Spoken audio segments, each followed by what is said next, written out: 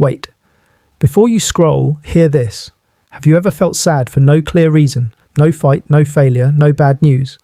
Yet your chest feels heavy and your mind feels exhausted. You smile outside but struggle silently inside. You tell yourself you're overthinking, too sensitive, or simply broken. But what if none of that is true? What if your sadness isn't weakness?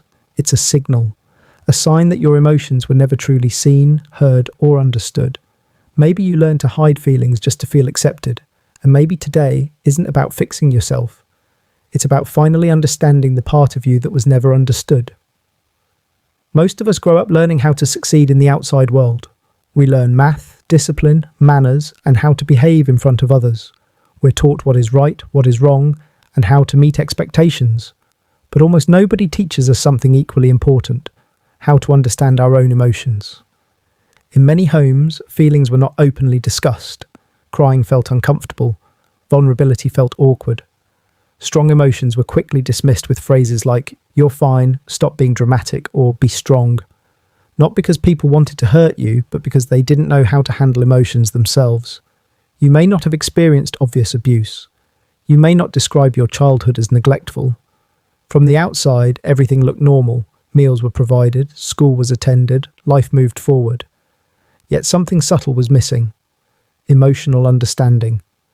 When a child's emotional world isn't acknowledged, the brain quietly adapts. It learns to suppress confusion, hide sadness, and ignore emotional needs. This adaptation happens so gradually that you don't notice it growing up. You simply become someone who pushes feelings aside, solves problems logically, and survives emotional moments instead of truly processing them. Over time, this survival pattern becomes personality. You may struggle to explain what you feel, question your reactions, or believe something is wrong with you, even when nothing is. Today, we're going to uncover 4 completely normal habits that often reveal this hidden emotional gap. And if even one of these habits feels familiar, stay with me, because understanding them might finally help you understand yourself and possibly explain emotions you've carried your entire life.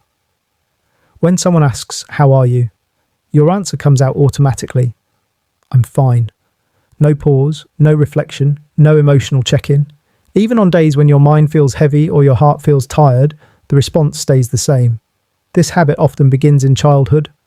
When emotions weren't welcomed, understood, or taken seriously, your brain learned a powerful survival rule. Expressing feelings might lead to discomfort, rejection, or being misunderstood. Maybe conversations were quickly changed. Maybe your struggles were minimized. Maybe nobody truly listened long enough to understand you, so your mind adapted. Hide emotions to stay accepted. Over time, this became automatic. As an adult, you may struggle to describe what you feel because you were never given space to explore emotions safely. You don't lack emotions, you simply learn to disconnect from them, because permission to feel was never fully given. Do you notice yourself apologizing even when you've done nothing wrong? Do you hesitate before asking for help, replaying the thought, "I don't want to bother anyone"? This pattern often begins when emotional needs weren't fully acknowledged during childhood. When comfort wasn't consistently offered or feelings weren't validated, your brain quietly formed powerful beliefs. Needing reassurance feels like being a burden, wanting attention feels selfish, and asking for support feels like weakness. So you adapted. You became independent earlier than necessary. You learned to handle pain privately. You became the strong one, the helper everyone relies on, the listener who understands others deeply, the person who shows up emotionally for everyone else.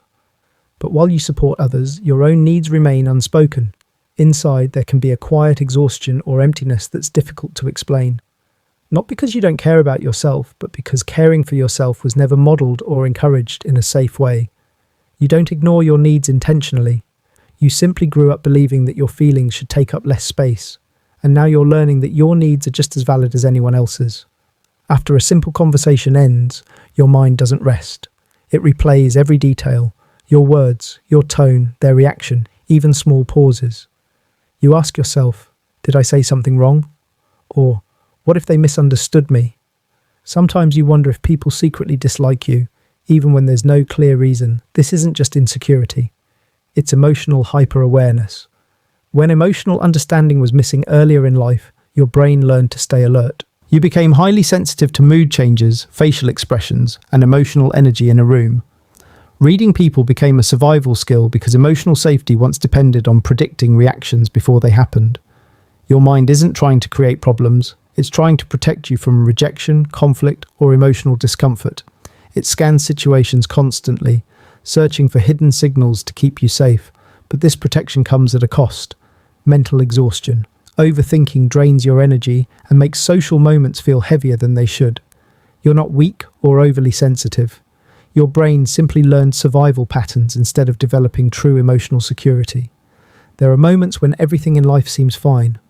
Work is stable, relationships are okay, and nothing major is going wrong. Yet inside, you still feel restless. A quiet uneasiness sits in your chest, as if something bad is about to happen. You struggle to fully relax or enjoy peaceful moments because happiness feels temporary, almost unsafe.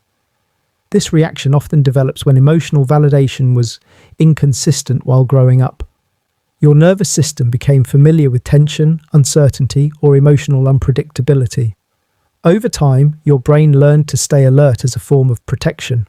Calmness wasn't something your mind trusted, so even peace can feel uncomfortable or unfamiliar. Instead of resting, your thoughts stay active. You prepare for problems before they exist. You scan for signs of disappointment, conflict, or loss. Because part of you believes staying prepared prevents emotional pain, your brain quietly repeats one message: if I relax, I might get hurt. But here's the truth many people never realize. You're not addicted to stress or chaos, you're attached to predictability. Even anxiety can feel safer than peace when it's what your nervous system knows best. Learning to feel safe in calm moments becomes part of emotional healing. Now listen carefully, because this is where everything begins to change. Simply recognizing these patterns is powerful. Awareness alone starts to loosen emotional habits that may have followed you for years. You don't need to rebuild your personality or completely transform your life overnight. Healing rarely comes from dramatic changes. It begins with small, intentional emotional interruptions. When you feel overwhelmed, pause for a moment, look around you, and consciously notice your environment. Name a few things you can see. Feel something solid nearby: a chair, your hands, the ground beneath your feet. These simple actions signal safety to your brain and gently pull you back into the present instead of staying trapped in anxious thoughts. When strong emotions rise, try something equally simple but powerful. Say the feeling out loud. I feel anxious. I feel hurt. I feel overwhelmed. Labeling an emotion activates the thinking part of your brain and reduces the intensity of emotional reactions. Instead of running from feelings or suppressing them, you begin to understand them. In that moment, your brain shifts from survival mode into awareness. You stop fighting your emotions, and for the first time, you start processing them with clarity and compassion. If no one truly understood your emotions while you were growing up, that was never your fault. But now, learning to understand yourself becomes your power and responsibility. You don't need perfect people, perfect timing, or perfect motivation to heal. Healing starts with awareness. The moment you realize you were never too sensitive or too emotional, you were simply unseen. Today, you finally recognized yourself. So when your mind feels heavy again, don't chase a huge solution. Pause, breathe, and interrupt the pattern. Sometimes your brain isn't broken, it's simply waiting to be understood with patience and compassion. And here's what many people realize only after years of confusion. The habits you believed were just part of your personality were never weaknesses. They were survival skills your mind created to protect you when emotional understanding was missing.